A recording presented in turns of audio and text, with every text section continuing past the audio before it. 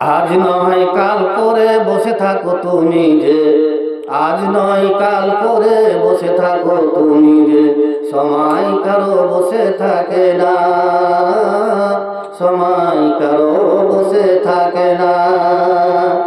আজ নয় কাল করে তুমি বসে আছো, কিন্তু তোমার সময় তোমার জন্য বসে থাকে না। তোমাকে কত রকম করে আলেমরা ডাকে, তোমার ইমাম ডাকে, আয় নামাজ পড়ে নে, হাইয়া আলাস সালাহ, হাইয়া আলাস সালাহ, হাইয়া আলাল ফালাহ, হাইয়া আলাল ফালাহ,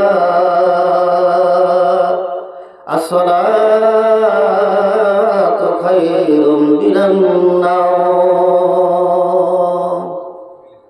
মৌলবি ওযু করে তোমাকে ডাকতেছে, তুমি আয় নামাজ পড়তে এসো, নামাজ পড়তে এসো। তোমাকে সাথে করে নিয়ে নামাজ পড়বো, তোমাকে জামাতে নিয়ে নামাজ পড়বো। নামাজের পরে তাসবিহ তাহলিল করবো, একটু দোয়া করবো, তুমি এসো নামাজ পড়তে। তোমার ঘুম ভাঙেনি রে, তোমার ঘুম ভাঙেনি। তুমি তো একটা চাকর রেখেছো মসজিদের মৌলবীকে, 5,000 টাকা দিয়ে 7,000 টাকা দিয়ে একটা গোলাম রেখেছো, চাকর থুয়েছো। কারণ চাকর তো আছে মসজিদে, উঠবে আজান দেবে, নামাজ পড়বে, মসজিদ ঝাড় দেবে। মসজিদে মুরগিতে পায়খানা করে দিয়েছে, মসজিদে গরু ঢুকে গেছে, লেদে দিয়েছে, পায়খানা করে দিয়েছে। কে সাফ করবে? না তো মৌলবি সাফ করবে। আর যেগুলো কবরে চলে যাবে, যাদের এক পা কবরে চলে গেছে, তারা কোনদিন এসে মসজিদ ফেলে একটা ঝাড়ু দেয় না। কেন দেয় না? কারণ 5,000 টাকাতে একটা গোলাম কিনে আনা হয়েছে, 5,000 টাকাতে একটা চাকর কিনে আনা হয়েছে। আল্লাহর নবী বলছেন, রে শোনো রে, এটা হলো তোমার ইমাম। তোমার ইমামের চোখ দিয়ে যদি, তোমার ইমামের চোখ দিয়ে যদি এক ফোঁটা চোখের পানি যদি বেরিয়ে যায়, তুমি পিছন দিকে নামাজ পড়ছো, কেমন করে নামাজ পড়ছো? তোমার নামাজ হবে না রে, তোমার নামাজ হবে না। কারণ তোমার ইমাম আজান নামাজ শুরু করেছে আলহামদুলিল্লাহি রাব্বিল আলামিন আর রহমানির রহিম মালিক ইয়াউমিদ্দিন নামাজ শুরু করেছে। নামাজ শুরু করতে করতে তার মনে হয়ে গেছে বাড়িতে খাবার দিয়ে আসতে পারেনি, 5,000 টাকা বেতন, এই বেতনে কিছু হয় না। ফোন দিয়েছে স্ত্রী, ফোন দিয়েছে, ও আমার স্বামী কোথায় আছো? না তো নামাজ পড়াচ্ছি। তোমাকে তো বলা হয়নি আমার ব্লাউজ ছিঁড়ে গেছে, আমার একটা ব্লাউজ দিতে হবে।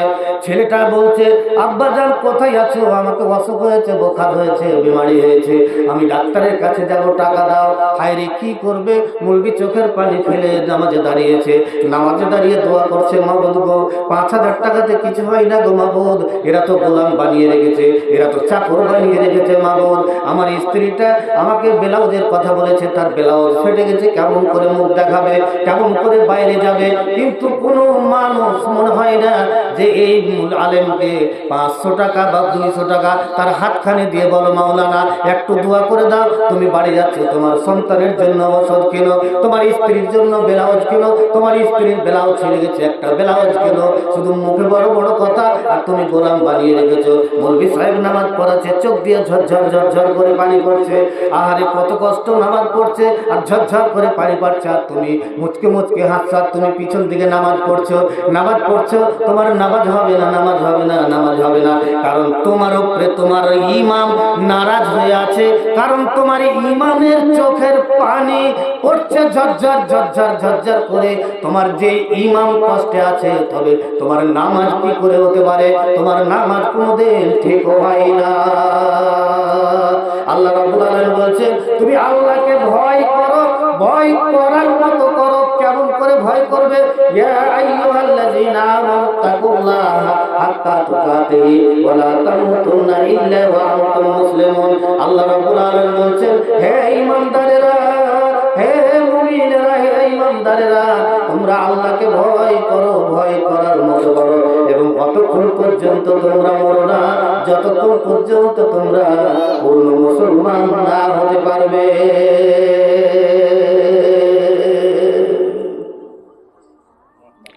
অতক্ষণ পর্যন্ত তোমরা মরো না, যতক্ষণ পর্যন্ত পূর্ণ মুসলমান না হবে। তাইলে তোমার ঈমান চোখের পানি ফেলছে, আর তুমি ইমানদার দাবি করছো, আর তুমি দোকানে বসে তুমি বলছো আমার বেটাকে 15,000 টাকা মাসে আমি পড়াচ্ছি, আর তুমি 100 টাকা বেতন দিতে এসে তুমি 7 বার তুমি মুলবির সাথে তুমি ঝগড়া করো।